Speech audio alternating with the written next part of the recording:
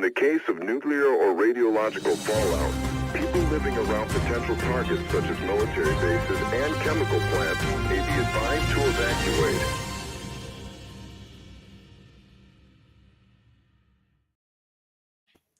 Hello, Sublation Media viewers, Sublation Magazine readers, Sublators. I'm Douglas Lane, the host of this Sublation Magazine show stream. I'm the author of the novel Bash Bash Revolution, the short story collection Last Week's Apocalypse. I'm an editor at Sublation, and I'm glad to be here today with Nina Power and Susanna Kleeman. So, starting with Nina Power, do you want to introduce yourself, Nina? Gosh, well, I'm in London, unfortunately. I'm a writer and an editor. I've just been editing lots of pieces that people have sent me via Substack, which has been very interesting. I write for various publications, including The Telegraph and Spectator. I do a lot of art criticism and book reviews. I'm currently reviewing a massive book about free speech, a new history of free speech, which I'm halfway through, but I should be further through. And yes, I spend my time reading and writing and thinking and going outside occasionally. And Susanna Kleeman, you are? I'm a novelist. I'm the author of the novel Twice, published by Zero Books. I'm the author of the forthcoming Fatal Dating Tips for Sublation Press. I'm a site maker. I'm also in London. It's a beautiful day here, though, Nina, isn't it? Blue sky is lovely. Was. Is it not? Not anymore. I'm in North London. I think you're in South London. Is that right? Correct. Okay, North London's still sunny. So I wanted to talk today kind of in a broad way about what's happening in American politics. Elon Musk will come up, and of course Donald Trump. But the kind of frame around this is that I feel as though we're being, I hate to say it this way, but we're being misinformed. We're being disinformed. We're being, whatever the opposite of being educated is, we're being miseducated every day. Propagandized, maybe? Yeah, we're being propagandized. We're in the midst of a propaganda war. Is that different to how it was before? It is not different in form than how it was before, but I think it's maybe different in intensity. And the intent, and I do think that the level of intensity changes the character of the propaganda war. I think that 22 years ago, around the time that the short story we're going to discuss today, that I got you guys to read, the one I wrote, the propaganda war didn't dominate every aspect of society quite at the same level, and so obviously it worked on a more subtle level. Well, there was less complicated technology, and maybe a big difference here is that it seems that Elon Musk is now kind of ruling America, which was something maybe we couldn't have predicted a year ago. And if you've got people who, in a very sophisticated way, understand our modern tools of propaganda, that's different. And also, it's an age where more things can be faked. It's no coincidence that I think it comes at the time of the rise of AI. Right. I think we should be careful about claims such as now that Elon Musk is ruling the world. But I do agree that we are dealing with a level of fakeness that is, a more intense, and AI, contributes to that. Nina, what do you think? Well, I think America is cinematic. I think it's still always stuck in the cinematic age, like the age of John Wayne and Reagan. And I think that so much of this is a performance and it's theatre. As a good Illichian, I do hope they are actually routing the institutions. And I do hope that they check whether the gold is in Fort Knox. But again, all of this is like so much theatre. I mean, this is a film that is being played. And of course, there are different, social media platforms, and, Musk and Vance are interacting with like people I follow. You know, this is another thing that's happening. You know, people I've followed for years are now getting replies from like JD Vance and stuff. I mean, this is Like, well, for instance, who's getting replies from JD Vance, who you know, or well, I think so. Justin Murphy got a retweet from from Musk or Vance recently, and another guy followed, German pseudonymous commentator called Eugippius, who's really good on what's happening in Germany. JD Vance just rocked up to reply on some point about the interpretation of his speech in Germany. So I mean, this is kind of a very interesting moment where these people in power are basically chatting with anons or pseudons or minor figures in a certain sense. I mean, they're not minor to me, but you know, the little people who've nevertheless been commentating. And it's clear that Vance is following an awful lot of people who've been putting dissident or ideas that were opposed to the last 10 years out in public. Well, maybe we should start. I have like a list of topics, but that I have it in a different order than this. But maybe we should start by discussing Vance and his speech to the EU. I thought it was a very rousing speech when I heard it. He chastised the EU for imposing and encouraging anti-democratic policies in Europe, and he gave several examples. Should we go ahead and just watch a bit of that speech? Okay. It's not Russia, it's not China, it's not any other external actor. And what I worry about is the threat from within, the retreat of Europe from some of its most fundamental values shared with the United States of America.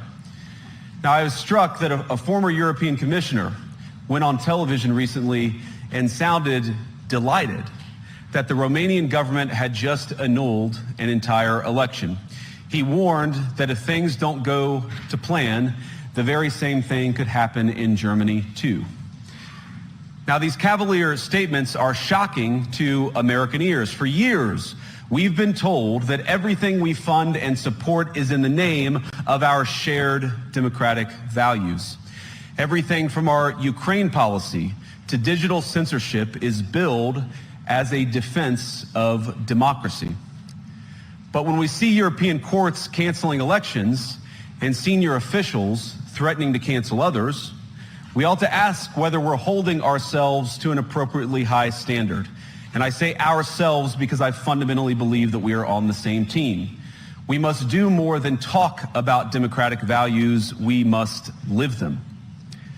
Now, within living memory of many of you in this room, the Cold War positioned defenders of democracy against much more tyrannical forces on this continent. And consider the side in that fight that censored dissidents, that closed churches, that canceled elections. Were they the good guys? Certainly not. And thank God they lost the Cold War. They lost because they neither valued nor respected all of the extraordinary blessings of liberty. The freedom to surprise, to make mistakes, to invent, to build.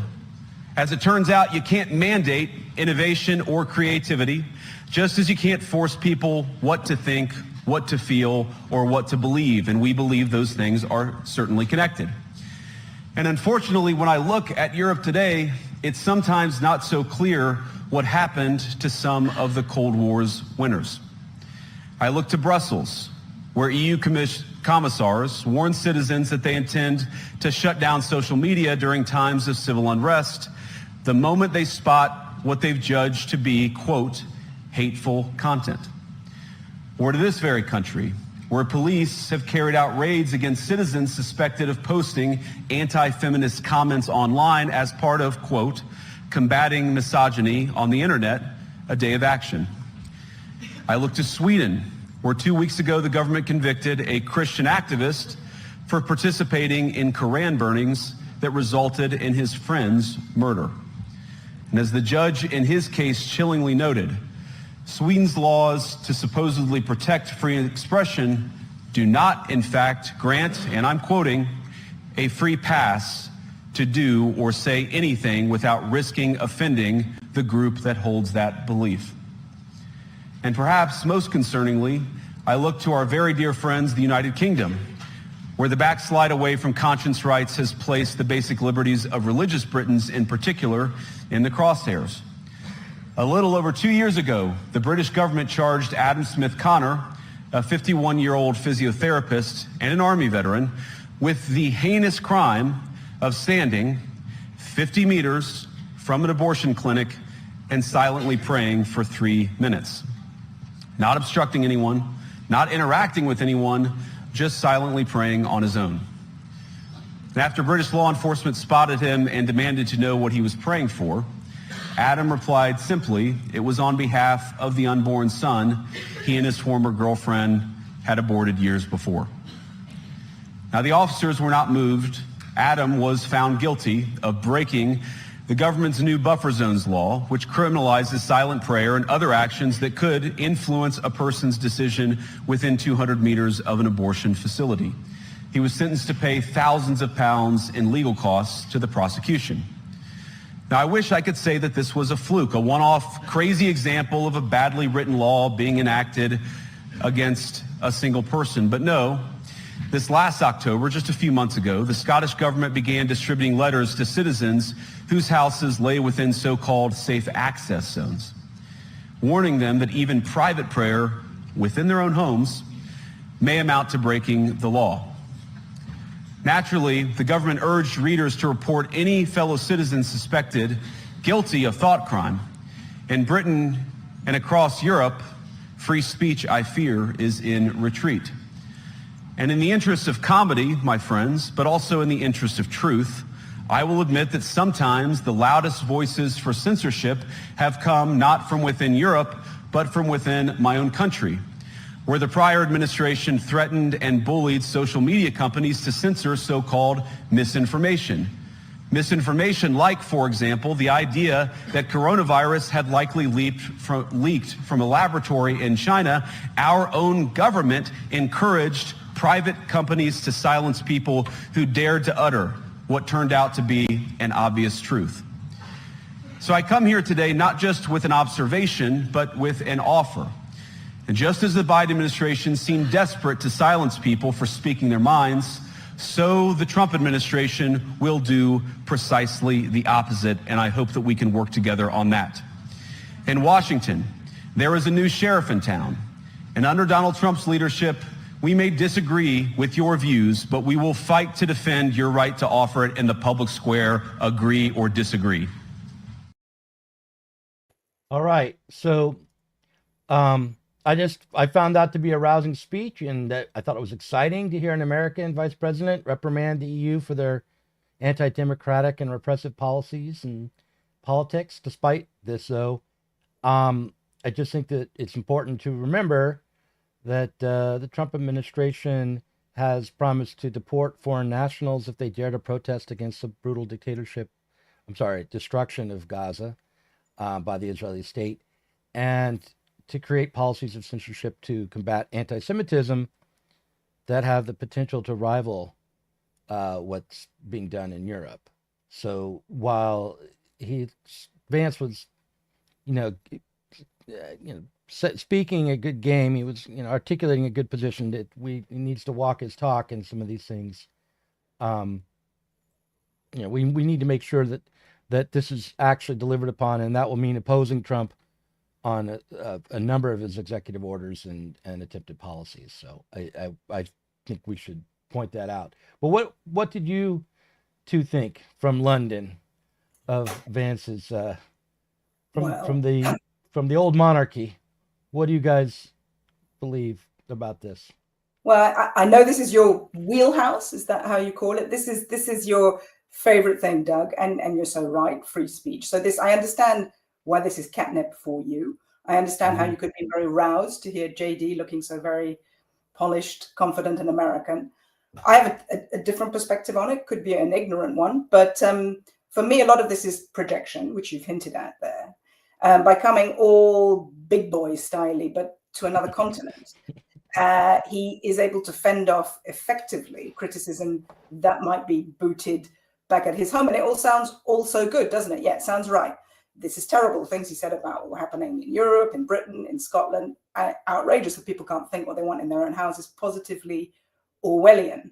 But I think he protests too much. And I think that there's something that is a bit different here, which is what seems to, so he's the good guy and Trump is the bad guy, but Trump is also the good guy because I think what he does is something called unscrupulous discourse. I think that for me, I mean, you say this seems relatively new, that this seems of a new order of lies being told to us, but I disagree. But what I think this lies being told, the Democratic Party, our Labour governments, you know, Trump, I think there's a lot of lies all over the place. And one thing that can be very attractive about Trump is that he seems to call it out, but call it out from a bad, that he calls it out but as a bad guy. And that's what I mean by unscrupulous discourse. It chimes true to us. He's pointing out, he's saying all the stuff, he's the kind of the id, he's saying all the nonsense that we would like to, and he's being the bad guy. But because he actually is a bad guy, it has a ring of truth about it, if you see what I mean. Whereas the horror of more polite seeming parties who seem to have more care for people and want to do the good thing and not hurt people's feelings, is that's also lies, untruth. But those people are pretending to be good, so they seem worse to us. But I don't think that should deflect from the fact that we should not be following anybody from the school of unscrupulous discourse. They, you know, making merry while wearing your devil costume is not a good thing either. And it's very wise to have mad old Donald Trump and then this stern, powerful youngish American come over to do this, but it shouldn't confuse us. That's just my opinion. Nina, what do you think? Well, several things. One of which is it's very nice to see somebody who is practicing statecraft and rhetoric after a long time of basically robotic, bureaucratic front people. And I would include our own current Labour government in that, who are basically just bots. I think that JD Vance is a very impressive politician already. And I like the fact that he's younger than me. I think this is kind of cool. And then he was an emo boy. I find that relatable. Although, you know, emo was like cringe because we were much cooler than that. Emo was like a watered down version of stuff we were into. Anyway, that's not really relevant. I mean, I actually sit on a panel for CDAC, which is the Commission of Inquiry into Discrimination Against Christians. From a free speech point of view and freedom of conscience particularly, which is one of my major interests, similarly to Doug. And what he says about those cases is absolutely correct. We are seeing unbelievable amounts of crackdown on freedom of conscience, religious belief. We're seeing potentially the introduction of new blasphemy laws, but not for Christianity, because Christians are fair game, but around Islam. And the question of the Quran. This is being increasingly proposed in Britain, which is frankly terrifying. I think that it's interesting that he defends the right to make mistakes. This is a very small thing he said, but an interesting one. It also relates, I think, to the rehiring of the Doge young man who had said silly things in a private message or whatever years before. And I agree with this. I think this is a Christian perspective. And I think the policing of free speech of others, particularly in private messaging, is just a means of control. I mean, it's just a form of tyranny, often between citizens. You know, this is kind of Stasi-like. I think the free speech in Britain and Germany and other countries is really in a bad shape. The Starmer government is so weak that it basically is not addressing any of the real issues, like the open wound that is the rape gang history in this country, but rather imprisoning people for social media posts, which we saw at scale after the riots in July last year. This is a very bad situation. It's untenable. It's kind of edging towards serious conflict in various towns and cities. And I don't say that to be alarmist. I think that to be frank, though, what Vance is also doing is threatening us very clearly. I think, you know, he's doing it very beautifully. But he's saying, if you don't kind of go along with what we want, I mean, same that they did with the tariffs and the threat of tariffs, right? It's like, if you don't play ball, if you are not the kind of country that we want to work with, we will not support you or defend you. And it's so obvious that the post-war contract with Europe and America is basically America protects us, and we are supported by America, and there's just no way around that. I am interested personally in a sovereign Europe and sovereign countries within Europe, if you see what I mean. And I'd love to have that kind of integrity and a re-enchanted Britain. And that's what the Brexit vote was partly about, although I didn't really understand it at the time like that. But I can see why people did vote for Brexit. But Britain is in a sort of very weird place right now, right? We're neither in Europe nor are we America's special friend, despite Vance's invocation there, hint of the, our very good friends, the UK, or whatever he said, this hinting at that special relationship. So I think if you ask British people tomorrow if they wouldn't mind being the 51st state or whatever it would be, 52nd state of America, probably about 60% of people would say yes, I think, at this point. Can Go I ahead, Susan. wanted to ask, though, to Nina. It's absolutely disgusting that the state can read one's DMs. It's absolutely disgusting the extent of surveillance and control. It would have been different if they told us from the onset that these things could all be read and held against us. They didn't. But I would just say, Nina, don't you feel that the internet actually is and always has been just a gigantic prison, a surveyed place, and that it's really not sensible for anybody? The problem is they didn't tell us that at the time, and then Edward Snowden kind of told us that. But isn't it true that it is very foolish, and we should all know that everything that we do and say on the internet is recorded, and it is a prison, and that if we want something that is about getting something better in our lives, it might be about having a very raised eyebrow about the whole concept of communication on the internet and the whole desire to think through the very complicated state of how could we communicate without it?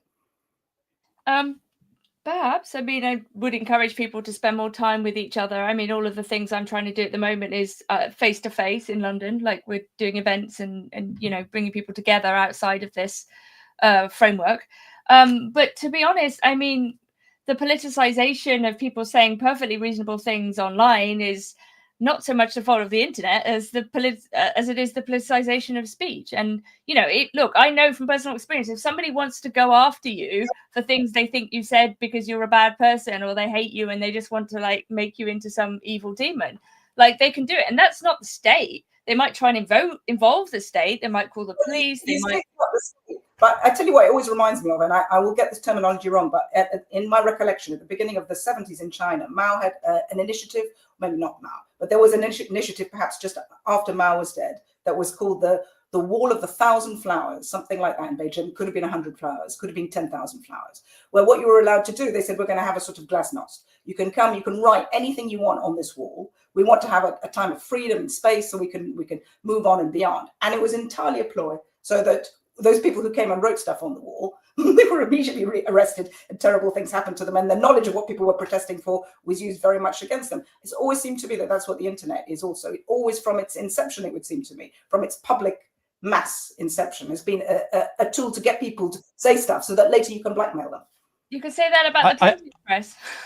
I mean, I want to say it's important to notice the difference between the political structure and power in China and the political structure and the way power works in the United States. Definitely. The United States was not founded as on the same basis, and has in its founding documents the First Amendment and the conception that society is to dominate over the state, that it was the people creating a new form of government for themselves. The recording internet has happened. Yeah, but but I would just say we shouldn't reify the politics and the institutional power behind the internet. We shouldn't assume just because it's on a screen that it will always just represent the interests of authority and power and big capital and the intelligence community. It's stored on someone's servers, and ultimately the people who own those servers are going to be very rich people with a strong connection to the system. Well, socialism is still on the horizon. Susanna, Susie. I want to move to another part of this story, which is that the 60 Minutes news magazine show did a profile on censorship in Europe and interviewed some German prosecutors for that. I have a clip from that and a small comment to say after. So here's a clip from Is it a crime to insult somebody in public? Yes. Yes, it is. And it's a crime to insult them online as well? Yes. The fine could be even higher Yeah. if you insult someone in the internet. Why? Because in internet, it stays there. If we are talking here face to face, you insult me, I insult you, okay, finish. But if you're in the internet, if I insult you or a politician, That sticks around forever. yeah. The prosecutors explain German law also prohibits the spread of malicious gossip, violent threats, and fake quotes. If somebody posts something that's not true, and then somebody else reposts it or likes it, are they committing a crime? Yeah, in the case of reposting, it is a crime as well, because the reader can't distinguish whether you just invented this or just reposted it. That's the same for us. The punishment for breaking hate speech laws can include jail time for repeat offenders. So I have one comment on that to start with, which is these three Germans have ugly mothers and they smell like spoiled milk. The guy in the middle is a pasty bitch of a man who needs a haircut. The one on the right looks like a swollen pimple with a nose and a mouth. And the one on the left looks like what would happen if you switched out Fabio's antidepressants for estrogen. So that's what I just wanted to start by saying that, in defiance of the idea that if you insult someone online, that it is illegal. And I would, encourage everyone who thinks they're in a free country to repeat those insults as freely as they like or make up their own. And so that's where I want to start. But what did you make of that announcement that if you insult someone online, you're breaking the law in Germany? Susie. Well, it's obviously ridiculous, isn't it? However, I would say they've got some history there, those Germans, and so they tread very carefully. I don't know if you've been to Germany. I went a couple of years ago to Berlin. I was really amazed. Every street's like a museum there. Every street's got massive signs that tells you what Nazi government building was in there, what atrocity was plotted and planned in there. So they're hypersensitive and petrified in a way that other countries haven't been. And they've made a tremendous, it's been very good in many ways, but it's also extremely performative. And it's been done at the highest governmental levels to show that they bend over backwards, they care, they listen, they're not going to get mixed up in that stuff again. But obviously, it's completely ridiculous and pathetic. And that's not how a good society, in my humble opinion, would be run. I would say you're very sensitive you're very keen, Doug, to insult those people. But were I to in any way suggest that, that there was similarities with the internet and the Chinese government in the early 70s, that's too much for you. And there's many other instances, Doug, where the free speech, it's easy to abuse people physically, but I've seen you be very, very, very dainty indeed when it comes to people exercising, contrary opinions. No, I'm not. I'm not opposed to the comparison. I'm just saying that there's still a pocket of in the United States. There's still a pocket of freedom that hasn't been extinguished even by the internet, and that just because it's happening in the EU doesn't mean that it's happening everywhere in the world. I would just say to you, it's happening everywhere. And I would say to you, it's so sweet always to talk to you, Doug, and to talk to you because you're American, well, for many other reasons also. But it's so wonderful to have intellectual engagement with somebody from a different country, culture, which really believes the words that, you have such a wonderful always attachment to the Constitution that I really respect, find so cute. Those are not the things. Maybe Nina has a different feeling, but those sorts of feelings seem quite alien to me as a European, as a British person, to see someone so uncynically embracing the founding principles of their nation. We're not lucky enough to be able to. They're stretched so far back and are so messy that we can't in the same way. But obviously, I it's ridiculous. You should be able to insult anybody any way you want, and if you can't, you need to grow up and get out of your nappies. Yeah. I felt that watching that I had been given permission, even in a command, to issue an insult to those Yeah, people. to abuse. Well, there you go. Isn't that part of what this thing is also? Yeah, at last, now we can turn on them. Yeah, that's ugly. All right, Nina, you've been waiting. Sure. I think that the interviewees confuse various different kinds of speech quite badly. And they're sort of eliding, as many people now are, I would say, hate speech, which I think should all be repealed everywhere.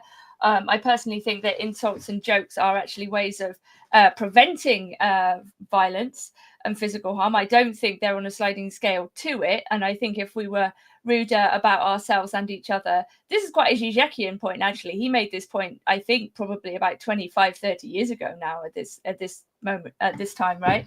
That actually, like, this is how you break down barriers, is by kind of being a bit cheeky, and this is how you make friends, and so on and so forth. So I don't think that any group or individual, whether they're politician or religious group or ethnic group or whatever, should be calling for hate speech legislation over protected characteristics and so on and so forth, right? Or religious belief or ethnic identity. So I would personally repeal all hate speech legislation.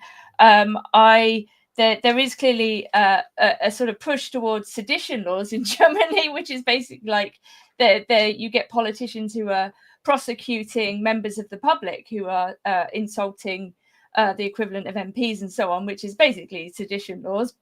Once again, there's a difference between free speech and defamation as well. If I repeatedly accuse you of committing a crime you haven't committed, particularly a serious crime, or a very awful crime, you do have every right to challenge me.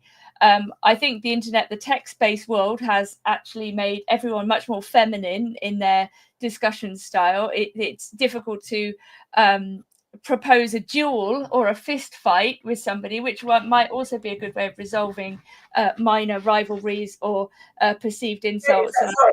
In the feminine discourse, is there no fist fighting? There's no duels in feminist discourse, in feminine discourse? No, I mean, women tend to use reputation damage. They use language rather than physicality. Well, but you can duel without physicality, right? Not really. You need a sword. Physicality now? You what? Are we not dueling without physicality right now? Well, you're debating maybe, but not dueling. No, I mean this in a very vulgar. I mean this in a very vulgar sense. Simply, like, there's conflict resolution through language that could include like law courts, that could include online insults, whatever. And then there's conflict resolution face to face, which could involve violence or the threat of violence. Yeah, I mean, there's a difference between. I recall many years ago, I was hanging out with a friend of mine's brother, and he said that the difference between men and women is if you lose an argument or fight with a woman, they won't stop; they'll destroy you. And with a man, you can beat each other up, and then at the end, you can be friends again. You've established a hierarchy, and for the moment, anyway, it will hold. And that's I'm so sorry about the men and women that you and Nina have been hanging out with. Apologies. Well, I think it was an overstatement, and this is a man who had suffered greatly at his own hand in many ways. But nonetheless, there was a rational kernel of truth to it, which is that because women might tend to use reputational damage or the threat of reputational damage as their primary weapon, or that there was a women or women. I'll say, as a generalization, maybe as a stereotype, women. I'll repeat what Nina said and use her as my human shield. Women tend to go after, you based on reputation, or based on your own, try to make you feel ashamed, especially mothers. I would say particularly Catholic and Jewish mothers do this. But I won't totally disagree. But I will say, is that because those are available weapons and other weapons are less wasn't always that women could go out and duel alongside with men. So perhaps some women in some cultures have sometimes had to have sideways maneuvers. There are multiple explanations for this. The idea that it's due to the cultural standards and political oppression is one explanation for it. Another is that the women just have different kinds of souls, and they. I don't want to. I'm not interested, but what I would say is, if on the other, if I were to go with you and Nina and agree and say yes, a new feminine discourse, blah blah blah, I would say it's less one. It's just one of sort of detachment rather than anything else. That's how I would put it. Something that is less bloody and something that's more like, I just don't care so much. I'm just slightly disengaged, as women can be, and as it can be very attractive for women to be, just slightly like, yeah, whatever, which means you don't fight. It's just more like, sort it out, let go to head teacher for it. It's not such a big deal. But anyway, I'll stop talking now. Nina, jump in and say something even more crazy than I have, so we can just deflect away from what I've said. No. I mean, look, I was making a sort of point about direction of travel, which is to say that the more virtual we become, the more distance we become from our bodies and violence and in-person encounters. And some have suggested, maybe I would include myself in this, that this is a more historically, we can say it's socially conditioned, if you like, if you don't want to go down the essentialism route, that this is a more feminine style of dealing with things. The law is, like, if you think about what the law does, the law is supposed to be this neutral body that mediates between people so that they don't murder each other, apart from anything else, right? Like, everything becomes much more legalistic, linguistic, rather than settling a score with a quick, punch in the pub car park. You end up like, reporting each other and going to court and, blah, blah, blah, right? Like, there's so much mediation. Right. So I will wait for my cancellation. I still fear that is possible even in the era of Trump. But I want to shift gears. I mean, there's so much to cover, and I feel like we could just stay on one topic for a long time because there's a lot to unpack. But I want to say one thing to go back to the kind of initial premise, which was that we're living in a time of a propaganda war, and we need to keep that in mind. So Secret Asian Dan says, isn't it funny that tyrants took over the U.S. as well? And that was pretty early on, actually, in the stream here. But there's a consensus that is emerging on the left that Trump is turning out to be a dictator after all, and that the Democrats told us the truth about him during the 2024 campaign. And I think it's worth assessing this idea and starting with what they actually said about him during the campaign, which was that, here's one. Kamala Harris said in an interview that Donald Trump admires dictators and he wants to be one on day one if given the chance. Our democracy is at stake. Take it from those who know him best. If Donald Trump is reelected, he will fill the White House with loyalists and there will be no one to check his worst impulses.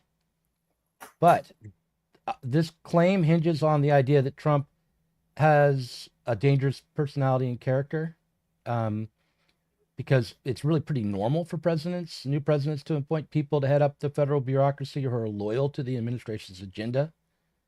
But details do matter here. So the executive branch is kind of roughly divided up into tiers of independence. Agencies such as the Federal Reserve and the FCC and the NLRB are the most independent because the heads of these agencies cannot be removed without cause, and they're designed to be insulated from presidential influence. Whereas there are other agencies that are much more directly under the control of the president. The power and independence of the executive bureaucracy was not envisioned by the founding fathers, and the creation of these agencies was recognized at the time as breaking from the constitutional order. In 1902, Woodrow Wilson, the 28th president, and the author of an essay called The Study of Administration, wrote in a different essay, we are no longer strenuous about the niceties of constitutional law, no longer dream that a written law shall save us, or that by ceremonial cleanliness we may lift our lives above corruption. So I just think that the real historical context that we're in is that and that we have been in for a while, is that the constitutional order is undergoing what Wilson called a Darwinian transformation. And one key aspect of the way that evolutionary process is played out is this: the force at work driving the evolution of administrative authority has been the demands and desires of what's called civil society, or just the people. The administration of the state is aimed at managing and often suppressing those demands. So when we hear about Trump as a dictator, we need to put that in the context of the rising up of a permanent bureaucracy, which is itself aimed at controlling and managing the public, and which was thought from the start to be in violation of the constitutional order. So we are, attempts to exert power and authority from the executive can be seen in, as an attempt to return to the constitutional order. So just want to say that. Yeah, I mean, I agree with that. I think that basically faced with the decision or the choice between a kind of acephalic tyrannical bureaucracy and a fallible egotistical human, I would choose the human every time. And I think I've been reading about tyranny lately, and there's a very interesting book by Waller Newell from 2016, and he differentiates three kinds of tyranny, which I'll just briefly outline. And I don't think Trump is a tyrant or a dictator, but he gives three types. One of whom is the tyrant who accumulates for himself, either just sort of possessively or hedonistically, who basically treats the country like a household and he's the master, right? Like that kind of classic tyrant who's just in it for himself. And then he describes the tyrant reformer. And if Trump is any kind of tyrant, it would be this one, I think, which is basically someone who's doing something for the common good. And these are very ambivalent tyrants because they often generate enormous projects of reconstruction. They oversee great periods of innovation and development. So someone like Louis XIV, 15th, 16th, especially the first and the third, oversaw unbelievable scientific development. There's an incredible show on in London at the moment about Versailles and the scientific development at the Science Museum, and it really makes this clear, right? French absolutism, as we understand it, monarchical absolutism, was also the point at which France had this explosion of scientific discovery, not least because they pinched all of the best scientists from Europe. You have the moon map, you have all these measurement devices, incredibly beautiful objects as well, horology, the pendulum clock, and so on and so forth. And then the third kind that Newell identifies is the millenarian, which comes in all stripes, could be left, right, or religious. And this is somebody who's trying to bring about a kind of utopia on earth. So he includes Robespierre, Mao, Hitler, but also jihadis, right? So that the tyrannical group or person who is trying to inaugurate an entirely new type of world. So I think if we want to say that Trump is a dictator, and I don't think he is, I think actually he's surrounded by quite diverse people. Like if you think about Tulsi and Vivek and Vance and RFK Jr., you actually have enormously different types of people in interesting ways. Yes, they're all kind of critical of the acephalic bureaucratic machine, but that's good. Right? If RFK Jr. does get to make America healthy again, that's positive, right? If Big Pharma gets taken out or down at least, or, bad food, big food, whatever gets kind of challenged, that's excellent. So, and there are tensions. You have the techno-futurists. You have people who have no boundaries and are interested in the Promethean destruction of limits, and then you have trad calves. Like how are the Christian right going to deal with the kind of techno-futurist right? Like this is very interesting. I think they won't cancel each other. I hope they'll talk to each other. Can I just ask? What is acephalic? I don't know what that is. Oh, sorry, headless. So basically, like if you think about bureaucracy in the sense of it's not clear that any one person is in charge. What you seem to have in the American situation is unbelievably complex systems that are set up precisely in a way to hide what's going on and to kind of make that all transparent, whether we're talking about NGOs, charity, aid, Like it does seem very obvious. Maybe this is too blunt, But an awful lot of the Democrat voting class were literally just voting for their own jobs to keep their own jobs. And they were calling Trump a fascist because they were trying to alarm people into not voting for him out of deep self-interest, because they are the state, you know. And the left, I want to be clear, I want a serious left in America and every country. I want there to be a left and a right. I do not want a dictatorship from anyone. I want there to be argument, robust disagreement, genuine opposition, and some kind of negotiation, and so on and so forth, right? So I'm not saying like, oh, everything the Trump administration is doing is wonderful, right? I don't even know all the details, but what they are doing, it seems to me, is making transparent this entire headless bureaucratic structure. And the left, unfortunately, has become identified with bureaucracy. And I think we need an anti-bureaucratic left, for starters. But I don't know. I don't know that that's exactly true. From my very uneducated perspective, it would seem to me that if there is a tyranny, it's a machine tyranny. And the song sheet to sing from is the song sheet of machines, which is efficiency. And so a very good weapon to appear to be neutral and doing good is to say, I want to dismantle all this apparatus, as you've just outlined, Nina. And really, I want to do it in the name of efficiency. And look, there's a lot of tech guys behind me. We got the AI. We can go in there. You know, we used to take 100 people to build a pyramid. Now just one guy is needed. And that if you nod along, it would seem to me, from people who are saying that, it would seem to me that that's a trap that one might be falling into. And that, yes, who doesn't want to see vast amounts of inflated bureaucracy pinpricked and all voided and disappeared? But that doesn't mean that the song of transparency is a true song. And you know, just to repeat myself, I do feel that we live in a tyranny, but I don't think the tyrant is Donald Trump. I think it's really a headless tyrant, which would be you know, the machines that make our choices for us. I want to jump in and just say you can't conflate, or you should not conflate, the aim of transparency with the aim of efficiency.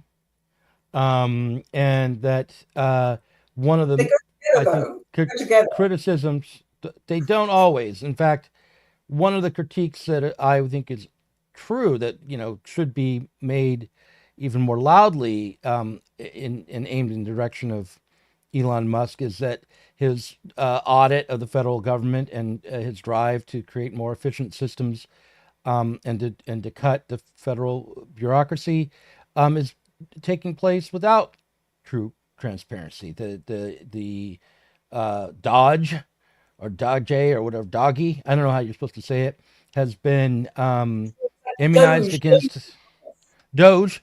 It's been immunized against freedom of information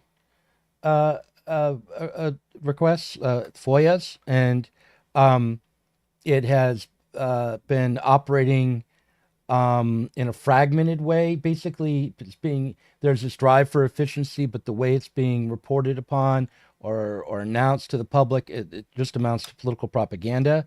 You can't distinguish good information from bad. There are a lot of errors in what's being said to us. And there's apparently no plan that I know of anyway for all the information that's being collected through this audit to be put together in a sensible way, indexed and presented to the Congress and to the public. And if you don't have transparency, if you can't get the information from the state, if it's immunized against FOIA, then there's no reason at all to trust it. So I would agree with that.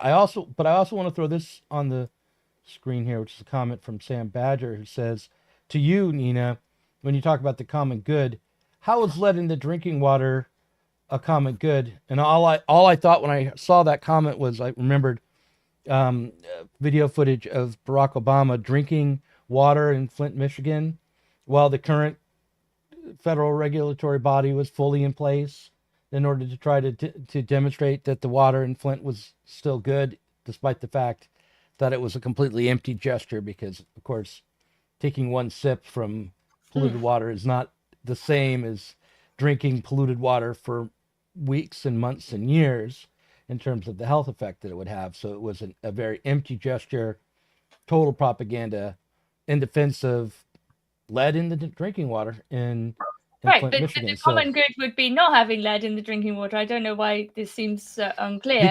Because the bureaucracy is sought, the regulatory bureaucracy is sought to protect the public from pollutants, and like through the EPA, and Trump will remove the very important agencies that protect us. And I would just point out that in the past we've already demonstrated that these regulators are not doing the job. Right, but by common good, I'm not conflating that idea, which is a principle in many different ways of thinking, like from Catholic social theory to like, you know, socialism and so on, that's what Trump's necessarily doing. I suppose it's like saying, you know, if part of the critique and the takedown of the bureaucracy is to look at precisely the big pharma and big industry, and to say like this is unsustainable at the level of human life, right? I mean, this is really the point about capitalism. One might say, to what extent is this dismantling, if it is indeed that, going to challenge some of the you know, severe damage and exploitation that big companies are doing, right? And it's not yet clear. Right, but in principle, the common good would obviously not involve drinking polluted water. Right. Well, listen. I want to. I'm narcissistically want to talk about my short story now. So, can we move to the short story section? I had you both read a short story I wrote called "Shopping at the End of the World," which was published in September of 2003. And I'd love to hear what you guys thought of it. I might read a clip from it. I thought it might be relevant in this moment because we're living in a world where things operate on an unconscious kind of narrative level rather than through reason, and things happened through implication. Maybe there's something called an implied promise keeper in the story, which is sort of a magical device that takes advertisements and sorts them, shreds them to reveal the ideological premise that they're founded upon, and then bring that into reality through some, you know, magic transformation of, or at least our perception, if not the material world itself. So, anybody want to say something about my wonderful masterpiece? Are you going to read from it first, or we're going to talk about it first? Should I read from it first? Okay. Yeah. Right first. I'll start just for the first paragraph or two. If you want to understand how the disorder spread from the Lloyd Center Mall to the rest of the city of Portland, how the blood in our Orange Julius's became a radioactive haze in the streets, you should start with what didn't happen. Nobody got hurt. Like reverse neutron bombs, the blasts only destroyed the architecture. Sure, people died in the riots, people were trampled to death, there were gunshot wounds, lacerations from broken glass, and heart attacks, but the explosions themselves didn't produce even one casualty. There was absolutely no destruction of organic life at all. Even the moss on Portland's sidewalks, the planted oak trees and pines, the weeds and grasses and vacant lots were spared. Death was missing, and so was smoke. There was no smoke. Somehow Portland burned without it. Obviously, a work of genius. It's good. It is good. I think it's very prescient. I think, you know, you wrote it 22 years ago, but just in that paragraph you wrote, it's good because doesn't that speak to the themes that we have been talking about, or from perhaps some of our takes on them, which is that things seem to be happening, but yet not happening. You know, total disorder, chaos, revolution, big change seems to be happening, but yet not much. You know, yes, there are terrible events seem to occur more regularly. There are financial problems that we all live through, but it's quite bloodless in Nina's terminology. Maybe it's a feminine world disaster event that seems to be happening that isn't actually laying punches or being violent. So apart from that, I thought it was a pure work of genius, as I was saying to you before. Well, you had some objections to it, which we can raise. And I take them all back. Anyway. Well, all right. All right. Yeah, no, I enjoyed the story. It was very Philip K. Dick. insofar as it kind of mixed up levels of reality and you know took as a kind of metaphor like the idea of shredding and what it might mean to shred reality, right? Like, and then the kind of taking that gesture seriously. It reminded me of what's that scene in I don't know, there's Woody Allen film where the man, it's really about postmodernism, and the man becomes blurry, and it's kind of using the screen, the cinema, to sort of demonstrate an inner feeling, right? But it's very, I think it's Deconstructing Harry maybe or something. Anyway. Yes, it is. It's Deconstructing Harry, and Robin Williams. It's a short film within the film, or a short story within the film. Robin Williams plays a man, a father, who he's gone out of focus in his life, and he literally is blurry. And everyone else around him. He goes to the doctor and says, "Yeah, we don't know what we can do. You're just blurry this way." So it's like playing around with that kind of metaphor, and there's some fantastic Philip K. Dick stories. I mean, they're all amazing, but there's one where basically this guy's imagining of a thing. He lives in a situation where you're not allowed to imagine certain things. They become like mind eggs, and they basically manifest in the world. And he kind of somehow deludes himself into thinking that's not what he's doing, and then he creates this horrific mind egg, and then he tries to show everyone because he's so proud of it. And it has that kind of like twisted reality virtual dimension to it.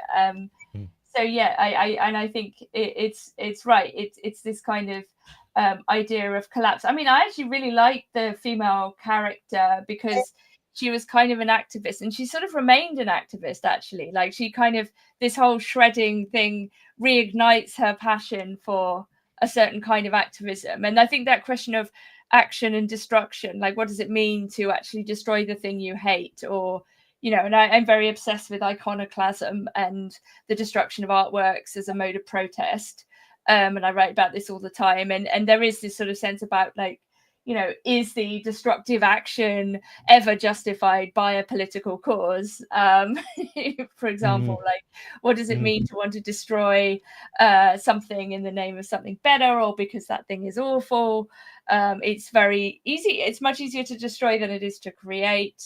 I like the fact that the man shreds her originally. Like, there is this kind of antagonism that's really like well played out, you know. And I like stories and or culture that deals with barely concealed aggression or genuine like antagonism, that and ambivalence, you know, complex sets of emotions, because I think that's reality. That's how we actually relate to one another.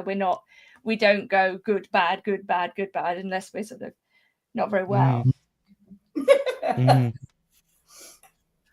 Yeah, no, he shreds her. Yeah, he's angry with her from the start of the story, and but then after he shreds her, he regrets it and tries to figure out a way to put her back together again, to return her to reality. But so it seems to be actually a very old story, gussied up in some new stuff. Say, how do you mean? I'm just remembering Italo Calvino, who says, even after the revolution, men's dreams don't change. Yeah, right. Well, that could be. That could be. Let me have it. Say a little more. What is the dream, the male dream that you're picking up on? You know, I've heard people say in the past, men sometimes got problems with women, want to shred them, and it could be the story of Adam and Eve, and it could be the story of you know, very, very far-thinking, educated contemporary novelists of great distinction. Are we okay with essentializing now? You were objecting to that earlier. Talking about stories, Nina. I'm talking about stories about stories. I'm not talking about actual stuff. But I'm seeing it's good to talk to you on screen, because I see that you are not employing a traditionally, I would say, a so-called feminine discourse, and you might say a traditionally feminist discourse. And you're, in fact, I can see that you'd be quite good in a dual situation, a real life dual situation. I'm a phallic woman. There's no doubt about it. Yeah, the best kind. But you know, I was just today at a dueling ground. I was on Hampstead Heath in London. There's a big park called Hampstead Heath, and there is a part of it that is a dueling ground, still called the dueling ground. It's literally where people used to go and do their duels. It's quite moving to see. You can see the distance of it. They keep the shape of it. It's quite far away from each other. Maybe that's a good way of sorting out difficulties and differences. It's quite brutal, though. Well, in all seriousness, though, I think, we could see it as progress. We could say, look, it's better that people don't resolve their conflicts through violence or the threat of violence, right? Like that's the general, shift, right? We're peaceable, we're civilized, we mediate. I don't know. I think where the role of violence, and I'm not, I'm anti-war, right? Like I was pro-Trump insofar as it mattered, because it doesn't, because I'm British and I can't vote in 2016, because I regarded him as the anti-war candidate compared to Hillary Clinton, and nobody on the left liked that argument at all. So I'm opposed to violence, but I am interested in conflict resolution. And I think that Vance is threatening Europe implicitly. I think diplomacy comes first, but there may well be situations in which a quick tussle might end things, for the better. Does a verbal tussle not count, Nina? No, I mean it's another form of interaction, but I'm just saying, if men in particular are not sort of trained or allowed to be physical, then we're just in a sort of like semiotic, like endless sort of sea, right? And I think, there is. Do you want to go and bite people's shins? Would you also like to land punches? Sometimes, I think, let's be clear, I think that kind of violent feeling and hatred and so on are integral to what it is to be human. I think we can't eliminate. Hey?